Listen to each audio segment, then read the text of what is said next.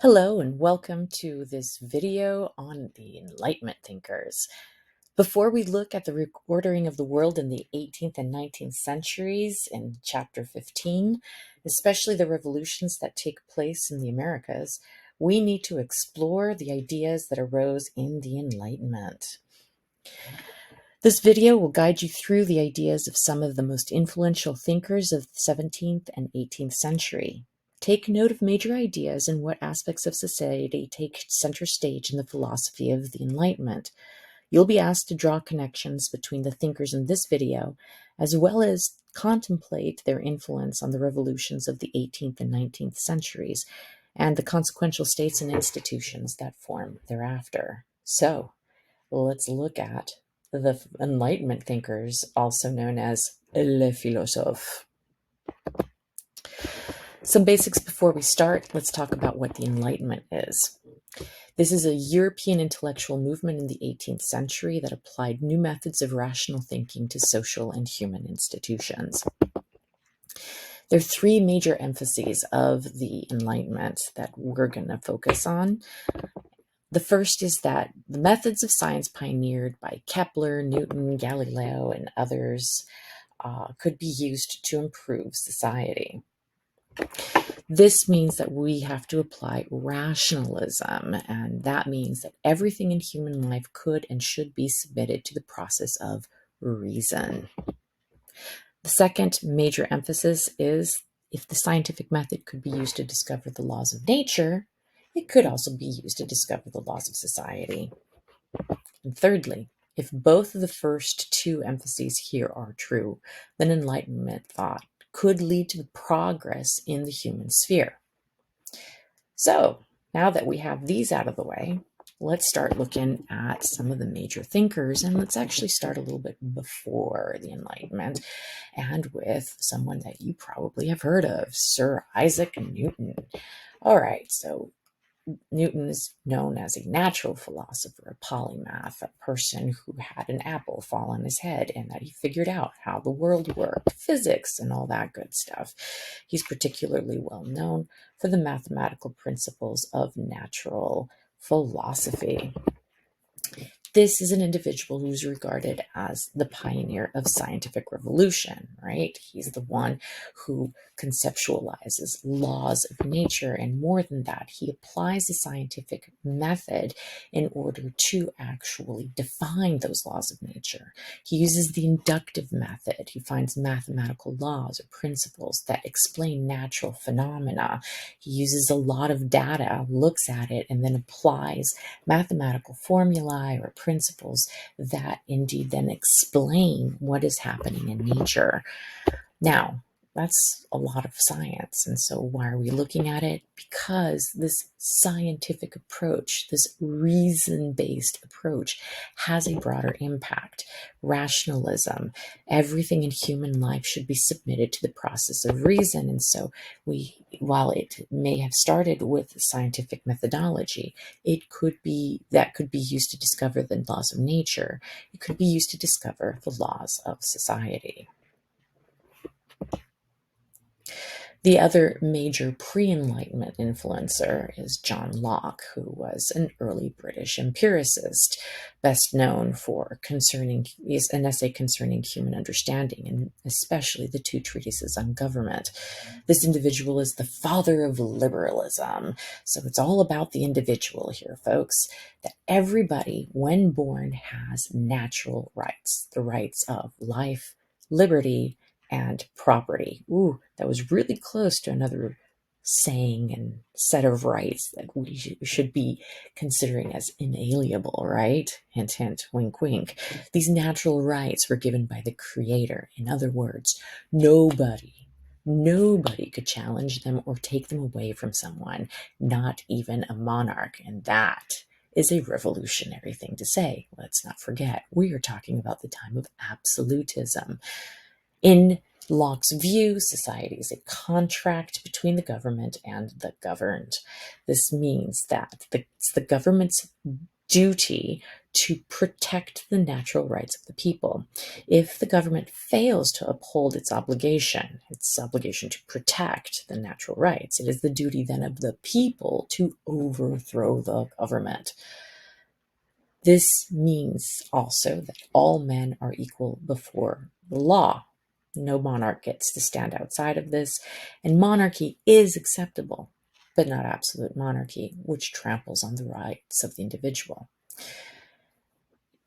Locke also had very clear ideas about the individual and the individual's ability to think reasonably, and whether or not individuals should have birthrights, let's say, be regarded as better than one another. So in his mind, the human mind is a tabula rasa. We're all born as blank slates shaped by experience more than hereditary qualities. This is very much so against this concept of a noble birth, which once again is going to challenge the concept of the absolute monarch. Now, even though this is an individual, as a forward thinker, and clearly thinks of individuals' rights, ironically, he profited immensely from the slave trade. Everyone is a product of their own time. So now let's start looking at some of the French philosophers, the so-called philosophe, which is just the French word for philosopher. We're going to start with Baron de Montesquieu, or just Montesquieu. If you look at his name, Charles Louis de Secondin, Baron de la Brede de la Montesquieu, this is clearly a member of the nobility, and he was from a prosperous family, but in his works, especially in the Persian Letters and the Spirit of the Laws, we see in Montesquieu a very, very big critic of absolute monarchy. He's especially critical of the type of absolute monarchy that was established by Louis XIV, and to combat the tyranny that could happen through something like absolute monarchy, he proposes a separation of powers in the spirit of law. So the idea that there should be three branches of government: the executive, the legislative, and judicial branches. Sound familiar, folks? These three branches have very specific powers, and they should also perform checks and balances on each other. Having these checks and balances in place and distinct roles is the only way, in the view of Montesquieu, to avoid tyranny and to encourage equality. In addition to his political views, this is an advocate against slavery, because he regards all people as equal, and he's also an advocate of gender equality and equal rights under the law. Our next philosophe is Jean-Jacques Rousseau, or probably I should call him a Swiss one because he's from Geneva, but he is publishing in French. He is the one who wrote the piece that we've come to know as the social contract. He also wrote this very interesting piece on education called Emile. Now, he regards human nature as being innately good. Every human born is innately good. And that the thing that corrupts human nature is society, especially private property, and the inequity that happens as a result of society becoming increasingly more complex and us becoming increasingly more interdependent on one another. He proposes that education goes a long way in correcting these evils, if you will, of society and in reinvestment in the individual. He specifically points out that education should be practical and personally fulfilling, but notice that's the case for the man. Men are supposed to get an education that will allow them to serve in the public sphere and be self-governing. Women, on the other hand, well, women are meant to be in the domestic sphere. As a matter of fact, they should be limited to that domestic sphere, and they should be educated to be governed. They should be educated to serve the pleasure of their husbands. So not that forward thinking when it comes to gender. However, when it comes to politics, he very much so, like some of the previous philosophers that we were talking about, especially John Locke, is a big believer in the social contract. This idea that individuals must act for the benefit of all, not the self. So this goes beyond just the government working for the benefit of all, but that everyone should work for the common good, for the general will. The power of government rests in the hands of the people, and the people give some of that power to the government to protect people's rights. The contract is, if the government becomes tyrannical, it is the obligation of the people to overthrow it. Moving on to our last philosophe, let us look at Voltaire. He was a philosopher, a prolific writer, and he is a wicked satirist, folks. He's probably best known for his piece Candide, but he wrote more than 2,000 books and pamphlets, as well as over 20,000 letters, so prolific. He is especially critical of social and religious or institutions, any kind of institution that would be in any way oppressive. So he's especially against orthodoxy of any sort. He's a promoter of deism, not necessarily the one who came up with it, but this idea that there, is a supreme being, but probably not interested in human affairs. This idea very much so challenges Christian belief, and he is in Catholic France. More specifically, the belief in divine intervention, especially in human history, and it even challenges the idea of the crucifixion, totally undermining the Catholicism and, of course, Catholicism's support of the government. He is actually, though, not specifically against Christianity or Catholicism, but he's opposed to all organized religion. He regards them as being fanatical movements, and he sharply criticizes Christianity, Judaism, and Islam to the point of being regarded as anti-Catholic and anti-Semitic and anti-Islamic.